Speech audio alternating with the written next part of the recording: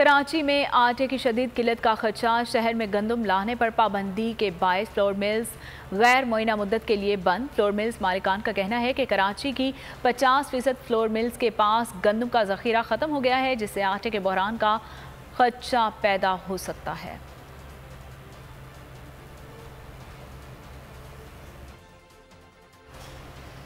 हवाए नफ्स की है हुक्मरानी, लुटेरा कर रहा है पासबानी। होल न्यूज के मार्केटिंग हेड आकाश राम ताहा लापता, तफ्तीशी इदारे जवाब देने से कासिर। अहले खाना परेशान, बेटे की जुदाई में माँ गम से निढाल। जो बच्चों हिंदू पर आए थे जो कोन पाकिस्तानी, मुझे मेहरबानी करे पंहिंजो आकाश वापस कयो। हुकूमत से बेकसूर और मुहिब्बे वतन बेटे की बाजियाबी के लिए फरियाद। दुखियारी माँ की आवाम से दुआओं की अपील। उफ क्या जुल्म है, बोल इंसाफ का मुंतजिर है। सब्सक्राइब करें और बेल दबाएं ताकि कोई खबर रह न जाए।